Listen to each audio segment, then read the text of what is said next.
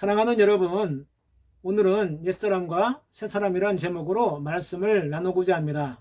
코로나로 인해서 우리는 온전하게 예배 드리기가 쉽지 않습니다. 시간적으로, 공간적으로 집중하지 못하는 요인이 너무 많습니다.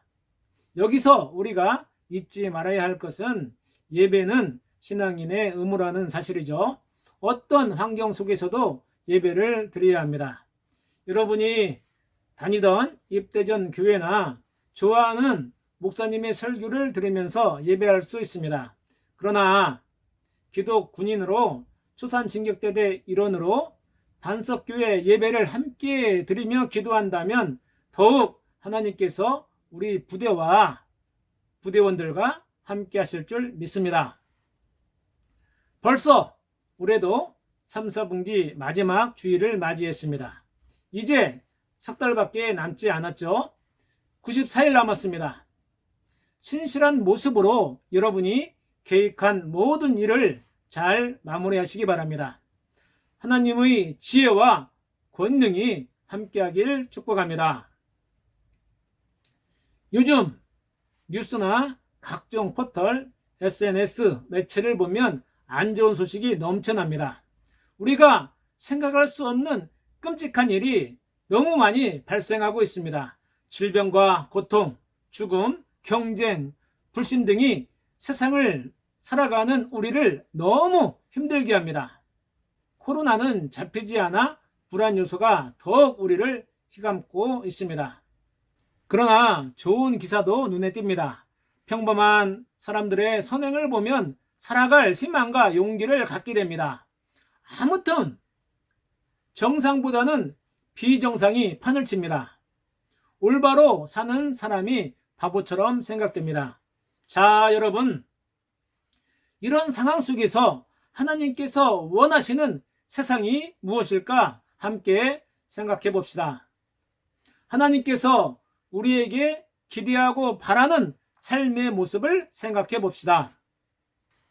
하나님께서 창조하신 세상은 아주 아름답고 완벽한 모습이었죠. 하나님께서 보시기에 좋은 세상이라고 말씀하셨습니다. 이런 세상에 아담과 하와의 불순종으로 인해서 죄가 세상에 들어왔습니다. 세상에 금이 가기 시작했죠. 인간은 하나님을 떠나 자기의 길을 선택함으로 하나님과 멀어졌습니다. 바로 하나님의 창조 목적을 상실했습니다. 불순종한 죄의 결과는 세상을 깨뜨렸습니다. 하나님 중심이 아닌 자기 중심으로 살다 보니 대립, 분쟁, 불신, 욕심, 질투가 생겼습니다. 그리고 변명하고 책임의 피해 급급합니다. 깨진 세상에서 잘못된 구조에 얽매이게 되면 자기 중심으로 살다 보면 더욱 우리의 삶은 힘들어질 수밖에 없습니다. 다른 사람과 비교하면서 경쟁해서 이기려고 합니다. 그러다 보니 지치고 힘들게 되죠. 성공 이데올로기에 사로잡혀서 철저하게 자기만 생각합니다. 그러다 잘못되면은 마약을 하거나 술을 마시거나 쾌락에 빠지고 자존감마저 상실하여서 극단적인 선택을 하는 경우도 발생하게 되죠. 사랑하는 여러분, 무엇이 우리 깨진 인생을 회복시켜 줄 수 있을까요? 무엇으로 이 경쟁사에서 내 자신을 스스로 지킬 수 있겠습니까? 여러분이 지금까지 살아오면서 여러분의 선택 가운데 올바르게 잘한 선택의 경우가 과연 여러분에게 몇 번이나 있었습니까? 그리고 앞으로 어떻게 하여야 잘한 선택을 할 수 있을까요? 세상을 보시기에 정말 아름답게 창조하신 하나님은 이러한 깨진 세상을 그냥 두시지 않았습니다. 하나님은 우리를 너무 사랑하시기에 이 깨진 세상에 우리를 그냥 두실 수 없었죠. 우리가 살면서 세상에 휩싸이게 되면 여러분이 할 수 있는 것은 아무것도 없습니다. 우리가 노력하면 노력할수록 수렁에 빠지고 희망이 보이지 않게 됩니다. 깨진 세상에서 벗어나 우리가 살 수 있는 방법을 하나님께서는 우리에게 주셨습니다. 그것이 바로 예수님이시죠. 예수님을 만나면 이 세상 방식에서 벗어날 수 있고, 예수님이 우리 죄를 대신 지셨기 때문에 우리는 죄의 권리에서 빠져나올 수 있습니다. 예수님이 내 안에 오심으로 인해서 죄의 사슬을 끊게 되었고, 완전하게 죄에서 구원받아 자유의 몸으로 은총이 넘치는 삶을 살게 됩니다. 오늘 읽은 본문 다시 한번 암송하겠습니다. 하나님이 세상을 이처럼 사랑하사 독생자를 주셨으니 이는 그를 믿는 자마다 멸망하지 않고 영생을 얻게 하려 하심이라. 죄의 블랙홀은 우리를 급속하게 빨아들이고 있습니다. 세상은 우리를 사망으로 몰고 가려고 하죠. 예수님은 우리를 죄에서 구원하시기 위해 이 세상에 오셨고, 우리를 사망에서 건져 올리시기 위해서 십자가에서 보혈을 흘리셨습니다. 그 주님의 사랑과 보혈의 힘으로 우리는 살아가야 합니다. 그래야만 결코 어떤 유혹에도 사탄의 장난에 농락당하지 않습니다. 하나님 중심으로 살아가게 되죠. 우리를 이끄시고 도우시는 예수님이 우리 안에 있기 때문에 우리는 하나님의 자녀로 자유를 누리게 됩니다. 내 삶의 통치권을 주님께 내드리면 하나님의 권세와 영광과 능력이 임하여 하나님의 유업을 우리는 누립니다. 이것을 어떻게 세상의 성공과 비교할 수 있습니까? 하나님의 유업을 받았기에 기쁨과 자유와 감사로 나눔과 베푸는 삶을 살게 됩니다. 가진 것이 없어도 부유하게 사는 진리를 발견하게 되죠. 예수님께서는 우리 죄를 위하여 이 세상에 오셔서 십자가에 죽으시고 부활하셨습니다. 예수님이 죄에서 나를 구원하셨다는 사실을 믿으면 죄, 세상, 사탄의 영향에서 벗어나 하나님께서 창조하신 본래의 모습으로 살게 됩니다.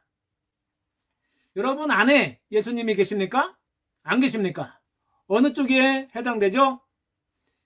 여러분 안에 예수님이 없다면 여러분이 인정하건 안 하건 그것은 깨진 인생입니다. 자, 그러면 어떤 선택을 하겠습니까? 계속 세상을 따르겠습니까? 죄의 무게를 짊어지고 가겠습니까? 예수님께 돌아오세요. 예수님을 믿고 주인으로 모셔야 합니다. 혹시 예수님을 믿다가 지금 잃어버린 사람이 있다면 아울러 구원의 이야기가 나와 전혀 상관없는 것이라고 생각된다면 괜한 고집 버리고 마음의 문을 여시기 바랍니다.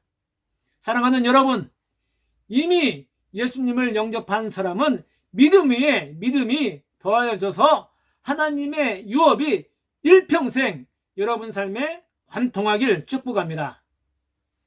이제 예수님을 영접하지 못한 사람은 오늘 말씀을 통해 예수님을 나의 구원자로 영접하시기 바랍니다. 함께 기도하겠습니다. 하나님, 저는 지금까지 하나님을 몰라서 인생의 가치를 발견하지 못하고 내 맘대로 살았습니다. 이제 예수님을 내 인생의 구세주로 믿고 참된 하나님의 자녀가 되겠습니다. 아직 믿음이 약하지만 옛사람에서 벗어나 새사람으로 주님과 동행하길 소망합니다. 나를 구원하여 주신 예수님의 이름으로 기도합니다. 아멘. 고맙습니다. 옛사람에서 돌아와 새사람으로 하나님의 자녀가 된 것을 축하합니다. 앞으로 생활하면서 여러분 신앙에 어떤 난관이 오고 흔들릴 때가 많이 있습니다. 사람을 통해 신앙의 영향을 받지 마시고 오로지 주님만 바라보시기 바랍니다. 이전에 예수님을 영접한 분들은 더욱 신실한 모습으로 불신자, 초신자를 배려하고 기도해 주시기 바랍니다. 기독간부 여러분, 여러분이 군을 선택한 것이 아니라 군으로 하나님께서 부르신 것입니다. 기독교인의 직업은 하나님의 소명입니다. 제가 목사의 소명이라면 여러분은 하나님이 주신 군인이라는 소명이 있습니다. 하나님은 여러분을 통해 영광 받길 원하십니다. 믿음의 간보로 10년 후, 20년 후 여러분의 모습이 어떨지 저는 엄청 기대가 큽니다. 더욱 존귀하고 형통한 여러분 모습을 보고 싶습니다. 용사들로 군에서의 신앙이 사회의 교회로 이어져서 훗날 교회의 중직으로 한국 교회의 부흥을 위해 큰 일을 감당하는 여러분 되길 축복합니다. 할렐루야.